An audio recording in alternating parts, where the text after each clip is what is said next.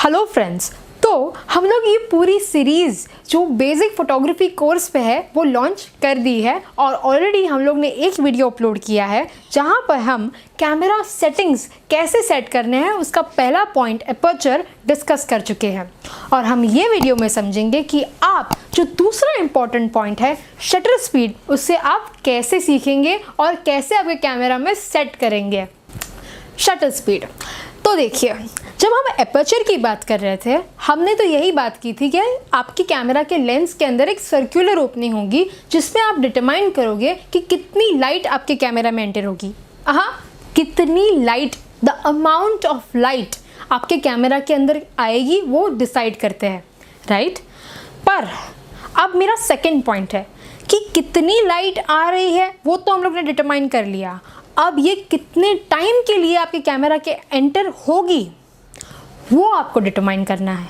The amount of light is decided by the aperture but the duration of light is determined by shutter speed. ठीक है, तो कितने time के लिए आपके कैमरा के अंदर लाइट एंटर होगी उससे हम शटर स्पीड के थ्रू डिसाइड करेंगे। तो आपके सर्कुलर ओपनिंग के अंदर बहुत सारी लाइट, बहुत अमाउंट ऑफ लाइट एंटर हो रही है, पर आपको चाहिए कि भाई ये बहुत सारी लाइट एंटर तो हो रही है पर तुरंत ही ये चीज़ कैप्चर हो जाए और तुरंत ही इतनी ही लाइट आपके कैमरा में एंटर हो। या तो आप ऐसे एक्सपेक्ट कर सकते हो कि बहुत कम लाइट आपके कैमरा के अंदर एंटर हो रही है, मतलब the amount of light is really low. तो आप क्या करोगे, आपका जो कैमरा का ड्यूरेशन है लाइट एंटर होने देने का उसको हम लोग ने बढ़ा दिया। वर्सेस अगर आपके जो अमाउंट ऑफ लाइट है वो बहुत ज़्यादा आई जा रही है तो आप क्या करोगे, आपका जो ड्यूरेशन ऑफ लाइट है आपने कम कर दिया। अब देखिए, अमाउंट ऑफ लाइट तो हम लोग ने पहले ही समझा था कि कैसे डिसाइड करना है। कभी कभी ऐसे सिचुएशंस होते हैं कि फिर भी बहुत सारी लाइट आपके कैमरा के अंदर एंटर हो रही है, तो इसको हम लोग को अगर कंट्रोल करना है तो हम कैसे कर सकते हैं, ड्यूरेशन ऑफ लाइट से कितने टाइम के लिए लाइट एंटर होगी उससे हम डिटरमाइन करेंगे। तो आपका जो ये शटर स्पीड होता है वो कैमरा की बॉडी में होता है। अपर्चर कहाँ था, लेंस के अंदर था, पर ये जो शटर स्पीड है वो कहाँ होता है, वो आपकी कैमरा के बॉडी के अंदर होता है। ठीक है, जब आप आपके कैमरा के बॉडी का जो मिरर का पार्ट है जहाँ से लाइट कैमरा के अंदर एंटर हो रही है वो देखोगे, आप समझ पाओगे कि वहाँ पे एक दरवाजे की तरह एक शटर खड़ा है। ठीक है, जैसे ही आपने वो दरवाज़ा खोला, जैसे ही आपने खिड़की खोली, क्या होता है, बहुत सारी लाइट आपके रूम के अंदर एंटर होती है, वैसे ही आपके कैमरा के अंदर भी लाइट एंटर होगी। अगर तुरंत ही आपने वो खिड़की बंद कर दी, वो दरवाज़ा मतलब वो शटर बंद कर दिया, मतलब वो कैमरा के अंदर लाइट एंटर नहीं होगी, राइट। तो आपको ये शटर स्पीड डिटरमाइन करने के लिए उसके जो डिनोटेशंस हैं वो समझने हैं।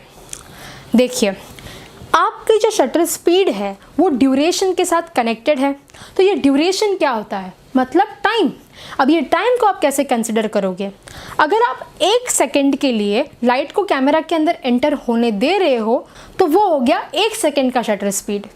पर उसके सामने अगर आपको चाहिए कि भाई 1 सेकेंड में तो बहुत सारी लाइट एंटर हो रही है, चलो मैं इसका आधा कर देता हूँ, तो हो गया 1/2, मतलब हाफ ऑफ 1 सेकेंड आपके कैमरा के अंदर लाइट एंटर होगी, 1/2। अभी आपने बोला यार फिर भी बहुत सारा लाइट कैमरा के अंदर एंटर हो रहा है, तो आपने क्या किया, 1/4। वैसे ही अब 1/4 से 1/8, 1/16, 1/30, 1/60, 1/125, 1/250, 250 पार्ट्स ऑफ 1 सेकेंड, और वो जो एक पार्ट होता है उतनी तुरंत आपके कैमरा के अंदर लाइट एंटर होगी। तो जैसे जैसे आप ये 1/100 वटेवर जो है वो बढ़ाते जाओगे, वैसे वैसे आपके कैमरा के अंदर लाइट कम एंटर होगी। ठीक है, तो दूसरा काम शटर स्पीड का ये भी है कि जैसे जैसे आप शटर बढ़ा रहे हो वैसे वैसे आपका जो मोमेंट है, आपका जो सब्जेक्ट है वो फ्रीज भी हो जाता है। अगर आप 1 सेकेंड या 1/4 सेकेंड या 1/15 सेकेंड पर भी रखते हो तो जो सब्जेक्ट है वो फ्रीज़ नहीं हो पाता है। आपको जो फ़ोटोज़ मिलती है वो बहुत ही शेकी मिलती है। आपको चाहिए कि आपकी फ़ोटो शार्प और फ्रीज्ड हो, तो आपको आपका शटर बढ़ाना पड़ेगा जिसके वजह से वो मोमेंट फ्रीज़ हो जाए।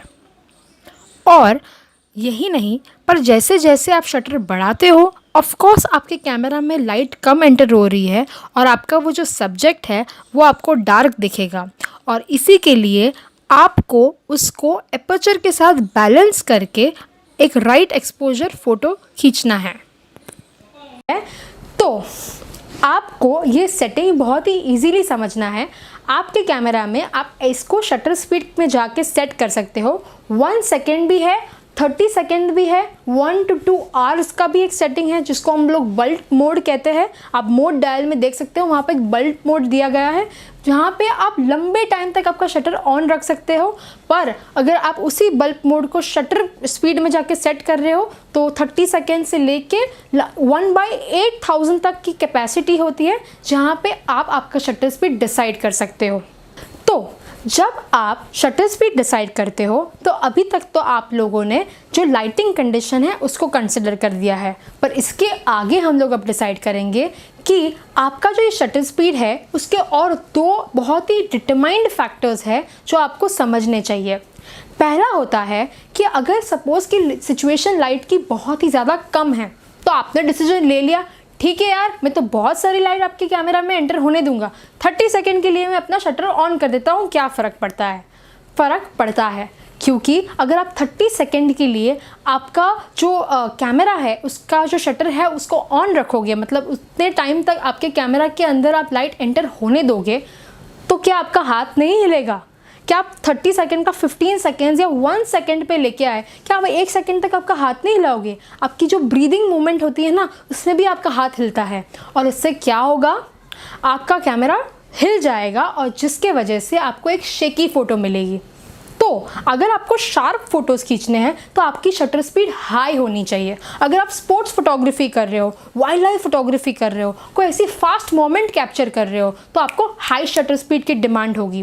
पर अगर आप ऐसी सिचुएशन में हो जहाँ पर आपको हाई शटर स्पीड की डिमांड है ही नहीं, मतलब आप लैंडस्केप या प्रोडक्ट फोटोग्राफी ये सारी चीज़ें कैप्चर कर रहे हो जहाँ पे जो सब्जेक्ट है वो एकदम स्टिल खड़ा है और आपको तुरंत वहीं पे कैप्चर करना है, तो आप सोचोगे ठीक है तो मैं एक जो ट्राइपॉड होता है, जो स्टैंड होता है कैमरा का, वो लगा के फ़ोटोग्राफी करूँगा तो मेरा तो कैमरा का जो हैंड शेक है वो होगा ही नहीं, मैं आराम से फ़ोटोग्राफी कर पाऊँगा।